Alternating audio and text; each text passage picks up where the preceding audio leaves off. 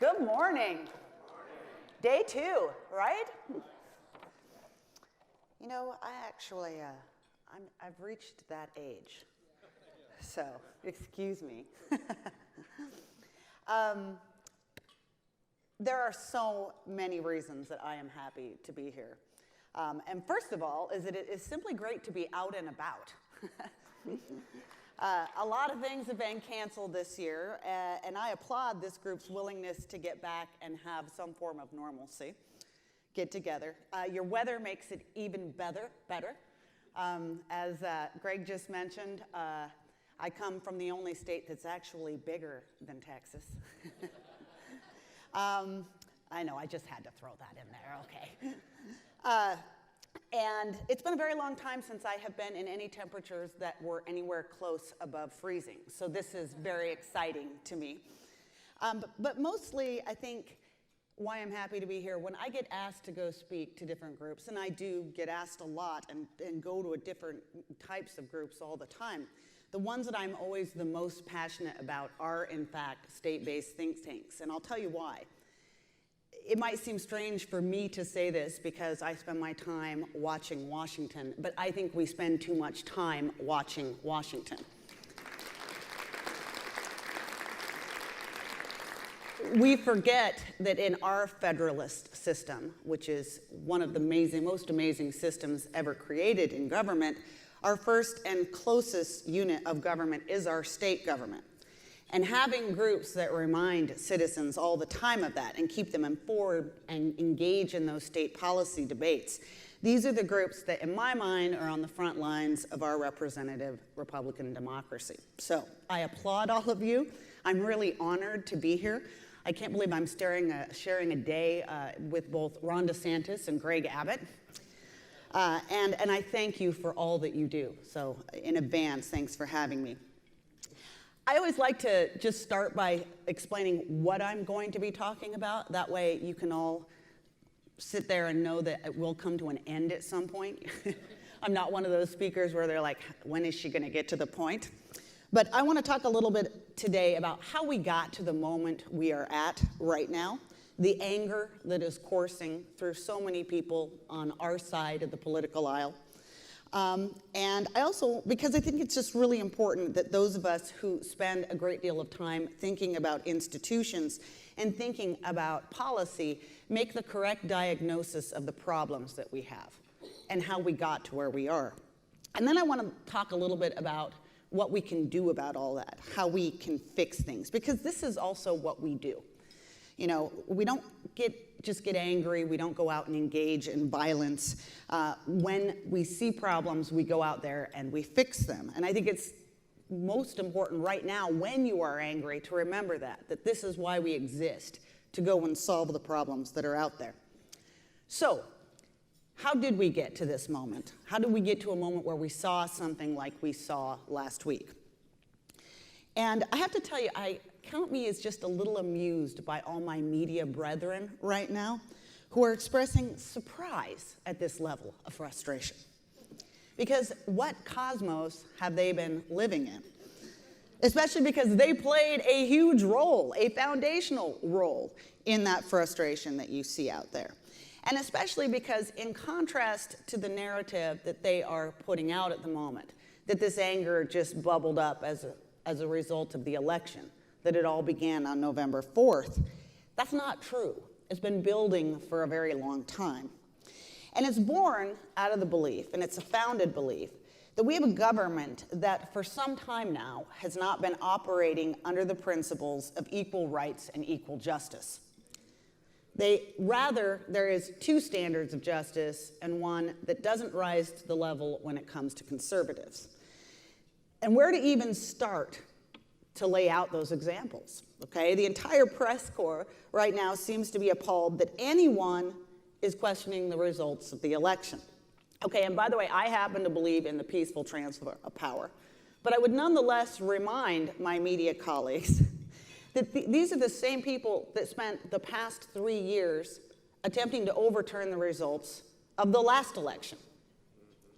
So it's a little bit hard sometimes when you hear people on TV talking about conspiracy theorists, when in fact, one of the biggest conspiracy theorists in the entire nation, a guy named Jim Comey, they put on TV all the time. So that is one of the things that's caused frustration. We watched by as the awesome power of federal law enforcement in essence attempted a coup against a duly elected president.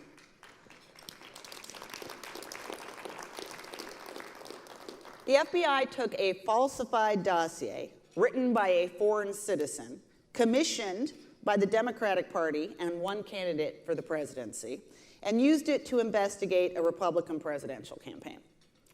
They told untruths to a foreign intelligence surveillance court to get permission to listen in on that campaign.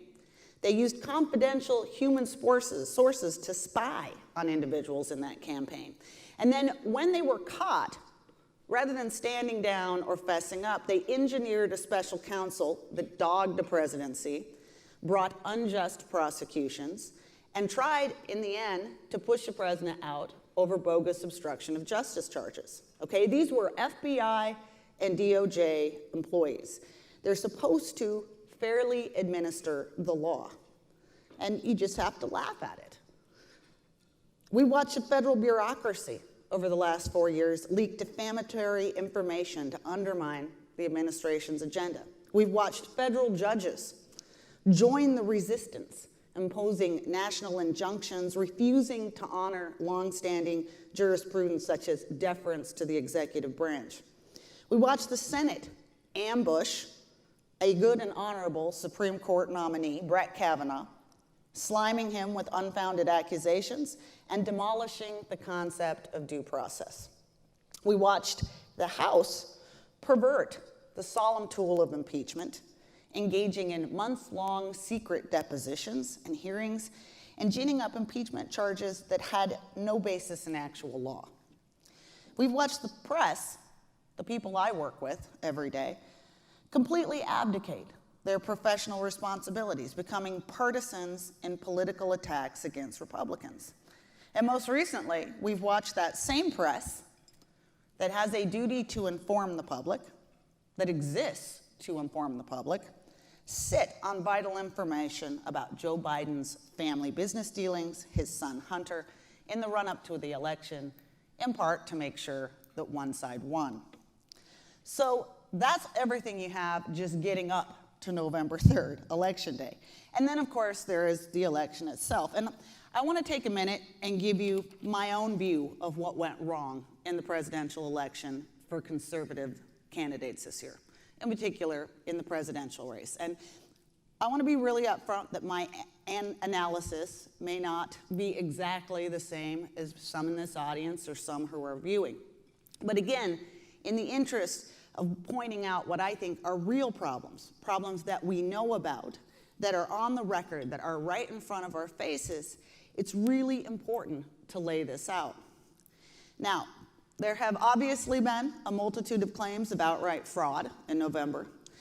All I know is this: we have a system in which we can contest election results by demanding recounts, by going to courts, by appealing those court decisions, even by having state legislatures intervene. The Trump campaign had every right to engage in that process, and some of us, in fact, felt it had a duty to go and investigate these claims, given the extraordinary and unprecedented changes to voting rules that we had in the run-up to the election. It did, and it turns out it was unable to provide evidence enough to convince any judge, by the way, including judges appointed by Mr. Trump himself, or any appellate judge to change the results. And there was indeed evidence heard in more than about 50 cases. It was also unable to convince any state legislature, including states with all Republican legislatures, to overturn their state's election results. I can also tell you, and I know because I spoke to people there, the Department of Justice did look into a lot of this. They were unable to find, again, any fraud widespread enough to change the outcome. Now, do a lot of people doubt all this? Do they think the system is rigged? Undoubtedly. And it's partly because of all of those institutional biases and failures that I mentioned earlier. But at the same time, we are a country of rule and law. We are a country of processes, and this is where we have landed.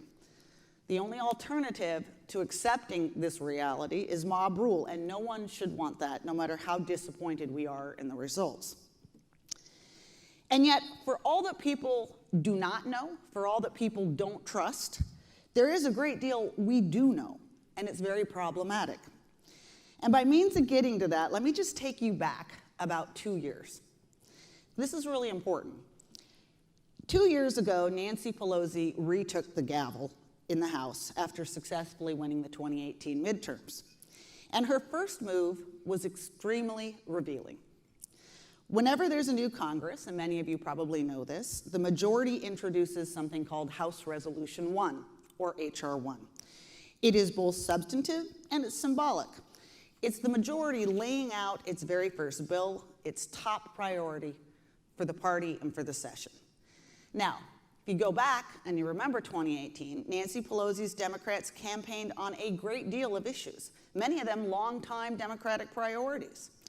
So you might have thought that Nancy Pelosi's H.R. 1, laid out in the beginning of 2019, would be a focus on, say, healthcare reform, or climate legislation, or immigration reform, or student debt, or any of the things that her people had in fact campaigned on all through 2018.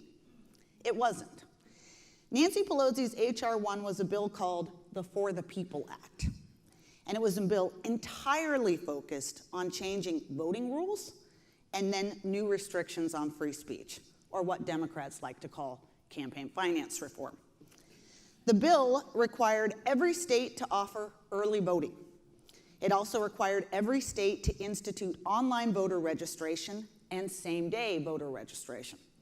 It required states to automatically register anyone who was ever in a government database.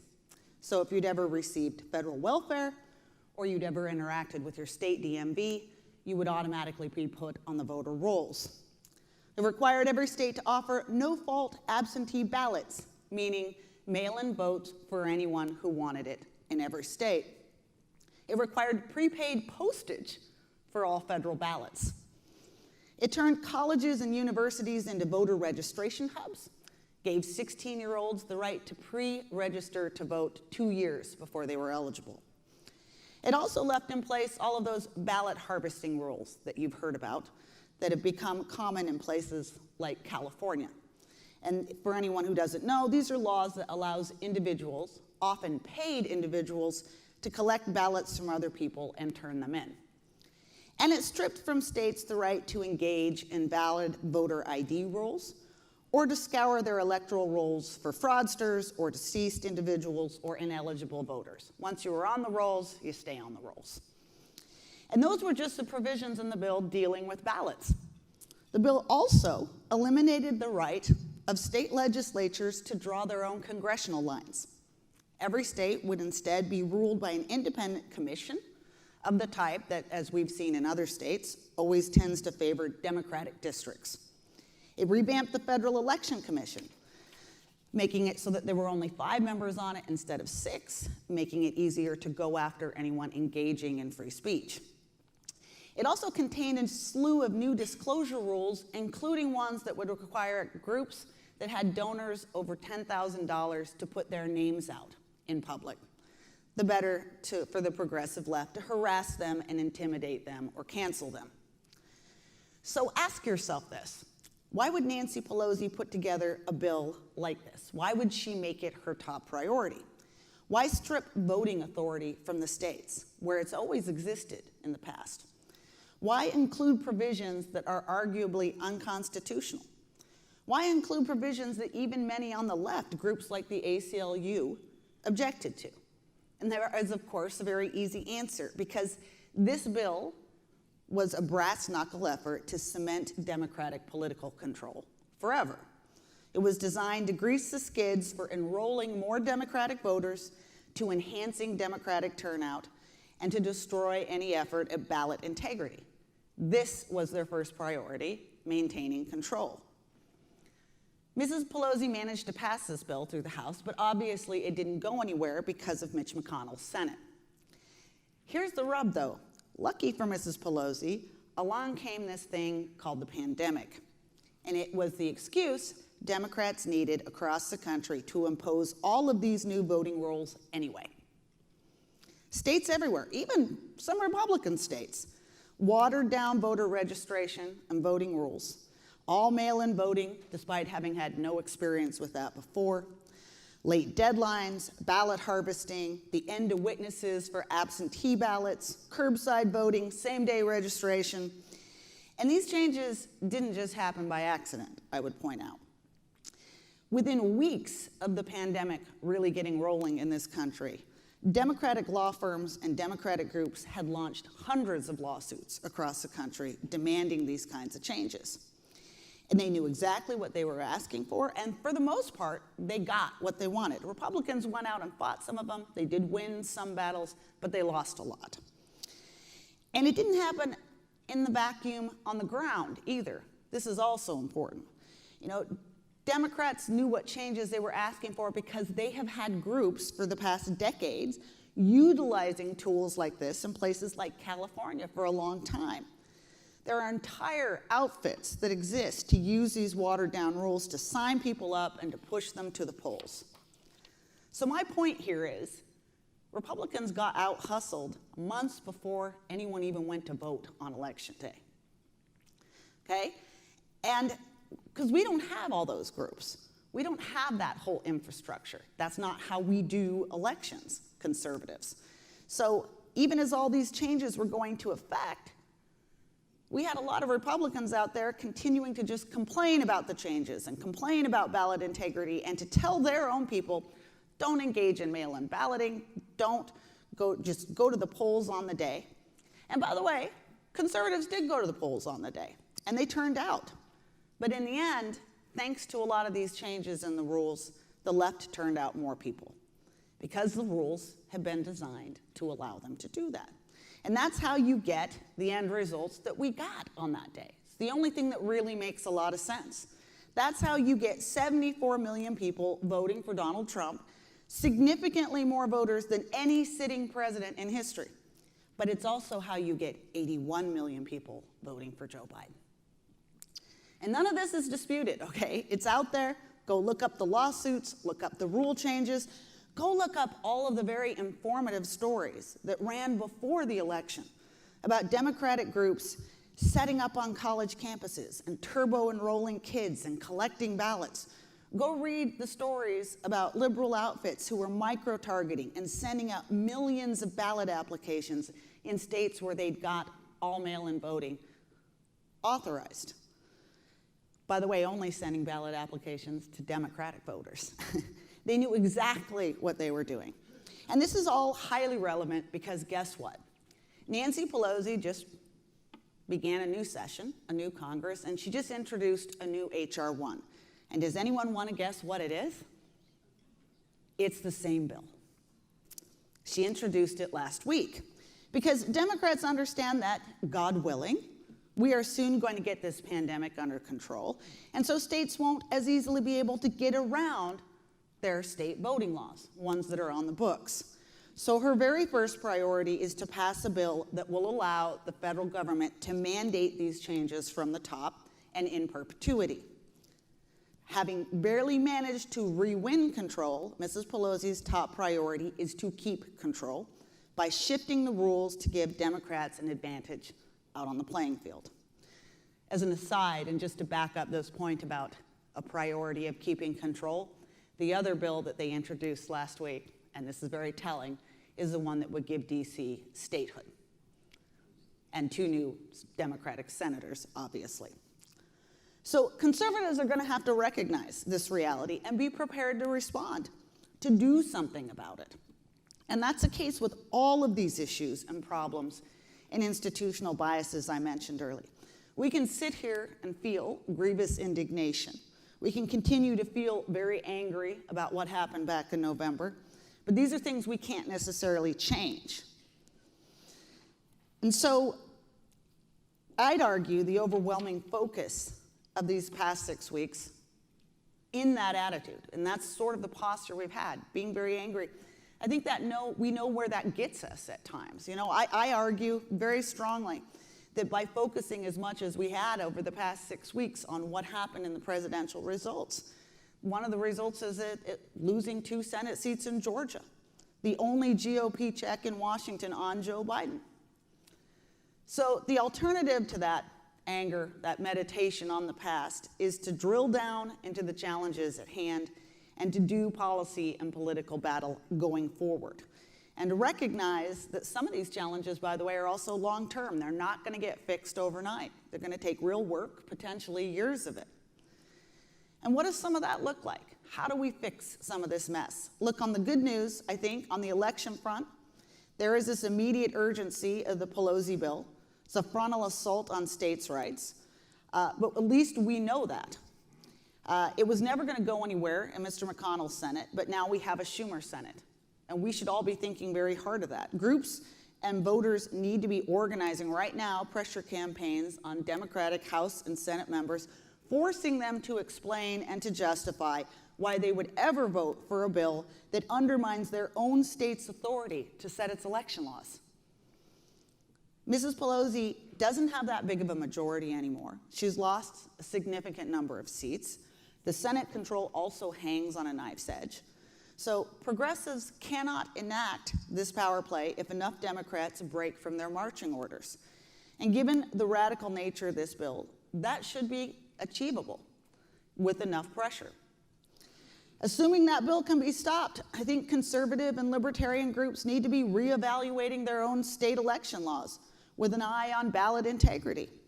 There needs to be movements to stomp out ballot harvesting. We need to reevaluate mail-in voting. I think we also need a review of what I would call laws governing civic engagement. You know, I'll tell you, I love pretty much everything about Texas, but I do not understand your early voting laws. I do not get it. In this last election, it so happens that very few people in America had even heard Joe Biden talk about his agenda until about 10 days out, when Donald Trump finally forced him out of his basement and made him answer some questions in the second debate.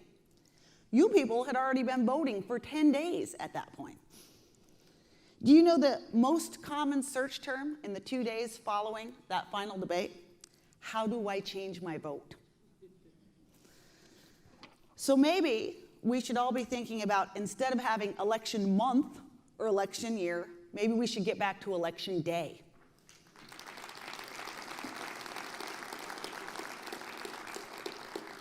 And maybe we should put some more emphasis on making sure that people have to put at least as much effort into voting as they do going down to get a 6-pack of beer.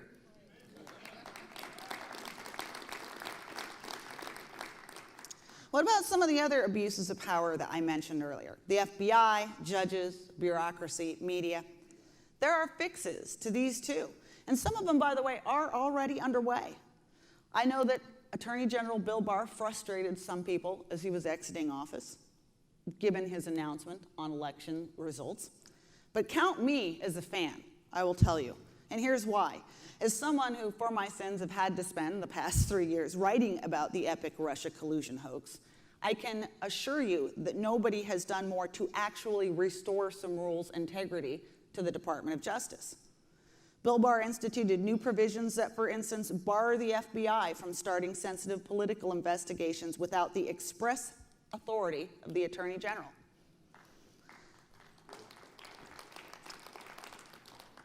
He's tightened up requirements for going to get wiretapping authority against Americans from the Foreign Intelligence Surveillance Court. He had the bravery to withdraw charges against Michael Flynn and to send a message to line prosecutors that they are not gods and that they will get called out if they abuse their authority. I think most importantly, he appointed U.S. Attorney John Durham to investigate what happened in 2016, and then later elevated him to special counsel to help ensure that a President Biden could not easily get rid of him. His report is forthcoming. I think there will be prosecutions. I think that there's also going to be a raft of proposed changes to ensure that this doesn't happen again. I think it's going to be very difficult for an incoming AG to in any way deep six this report or to ignore some of those recommendations.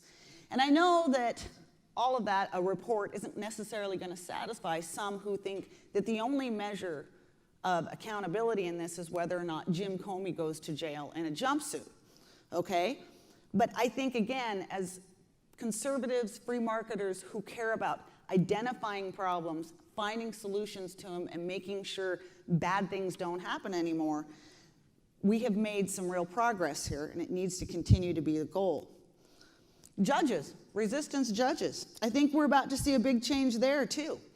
For too long, we've had a 5-4 split on the Supreme Court that's resulted in the High Court dodging important cases or issuing narrow or confused rulings as John Roberts attempted to guard the reputation of his court.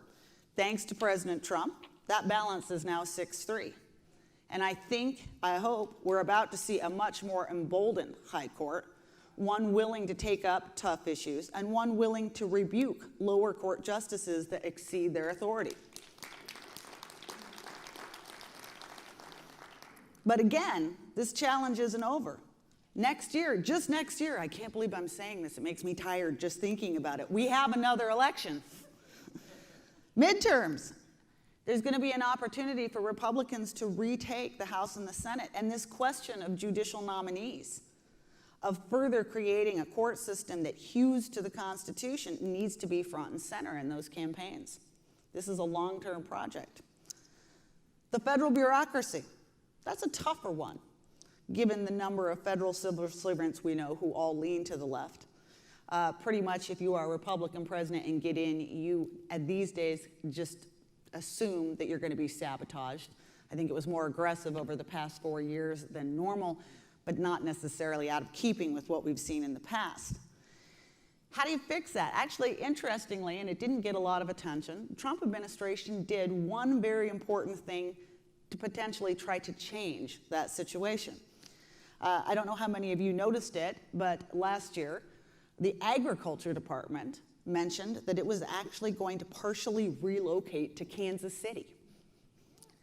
So if you wanted to get a different group, a mix of people in government, you want to get government back out among the folks that it actually serves, move it out of Washington.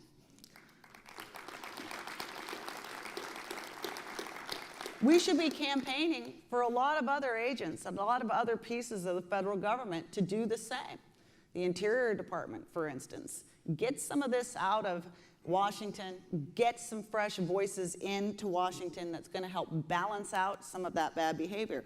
The other thing we need to be focused on, and it was one of my regrets, the Trump administration did so many impressive policy achievements while they were there. The one I think that we missed out on was civil service reform. This needs to become a driving priority for conservative groups across the country, not just in the federal government, but at the state level too, okay? We need to have more rules in place that make clear to the bureaucracy that they work for the people of the United States of America and not the other way around.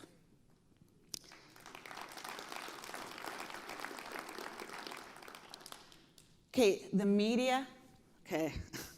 This is probably the most depressing part. Despite my best effort to be an optimist, I can't think of any way of fixing what has become that clown car of an industry. It's pretty appalling to watch. It's embarrassing to watch. Over the past 4 years, we have seen the media completely shred pretty much every standard, every basic principle it once hewed to.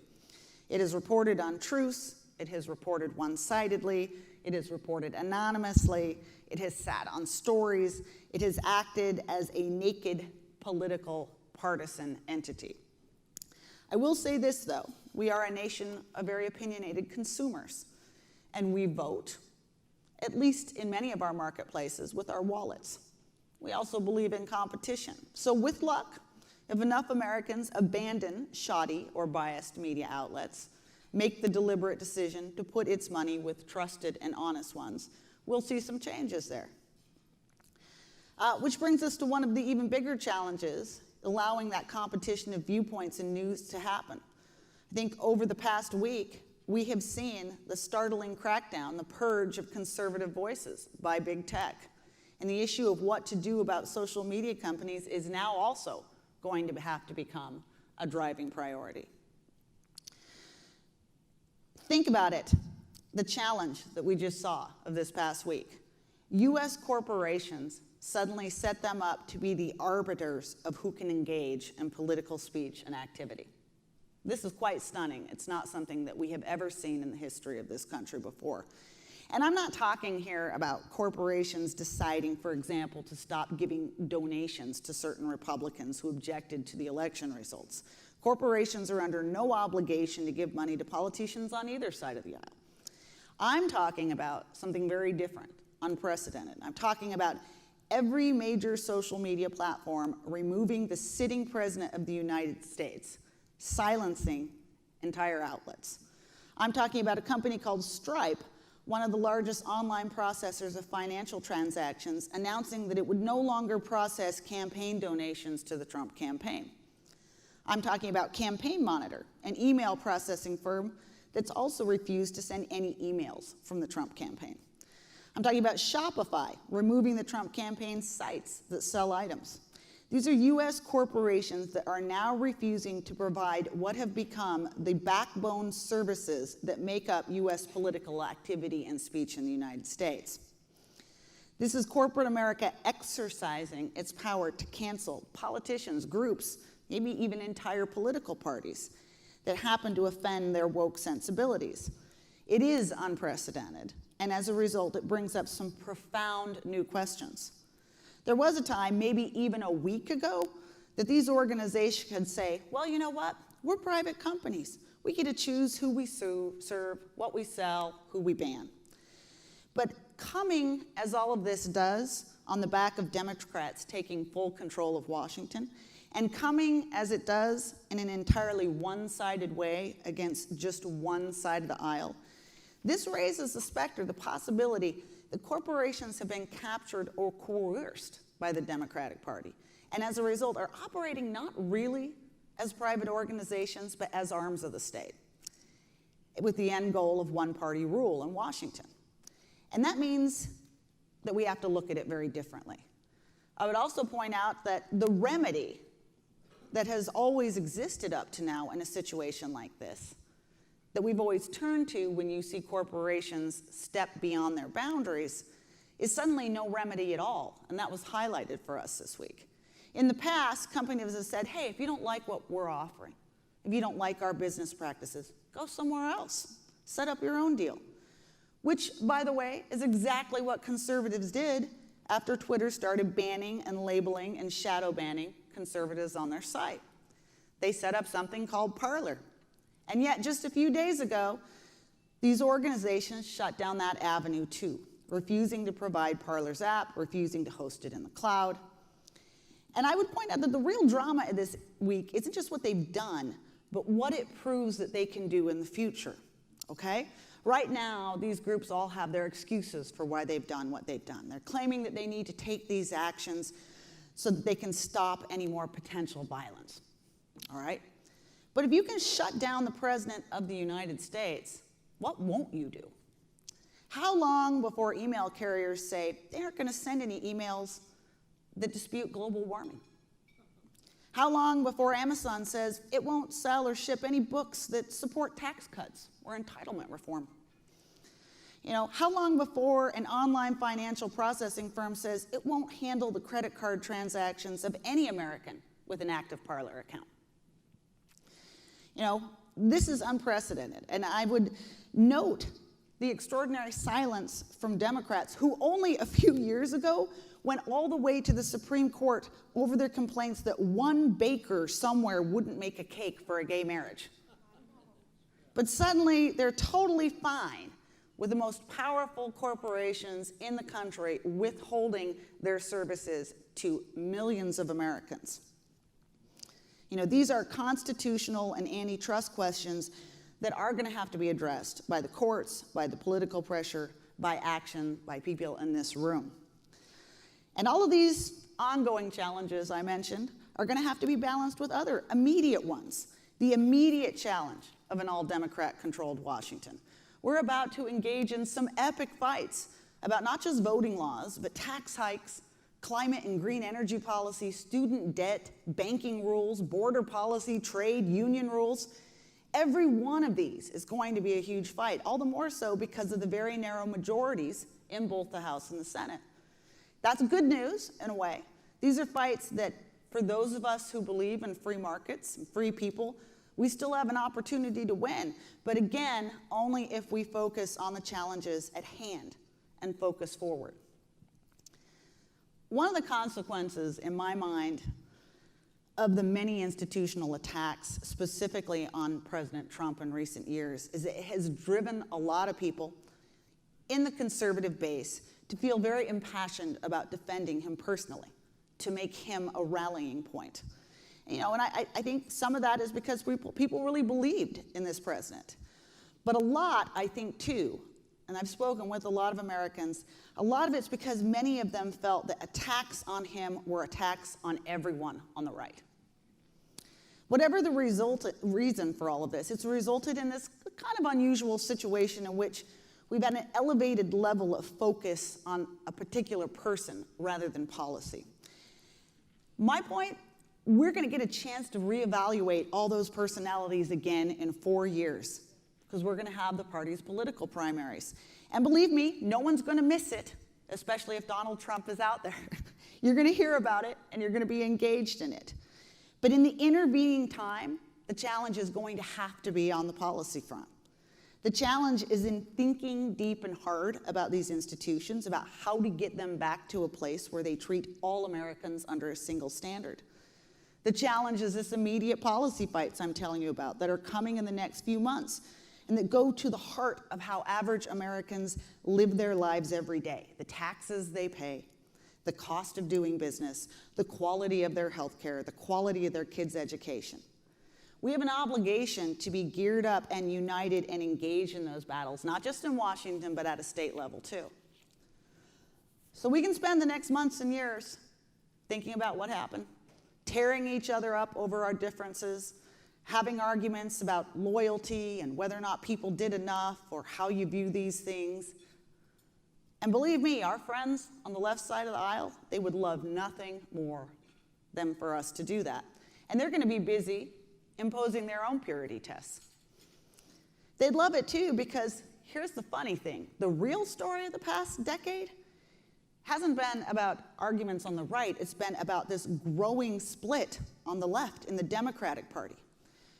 Conservatives might be fractured right now over elections and personalities, but I promise if I locked 100 of you in a room, 99 would agree on most basic policy and constitutional principles. If I locked 100 Democrats in a room, you'd be lucky if one came out alive at the end. That division should be the reigning story of these coming years. That division should be an opportunity to stop some of the worst progressive ideas that are now being debated out there.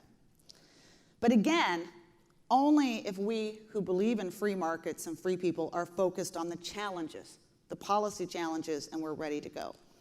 And that is why I am so happy. I get up in the morning and I'm so thrilled to know that there are groups like the Texas Public Policy Foundation who are always eager and ready to join those fights. And I can't thank you enough for having me here today, for taking the time to so graciously listen to me in these remarks. I look forward to getting to do it again at some time when we can even be in a little bit more closer proximity without the mass. And again, thank you for all you do.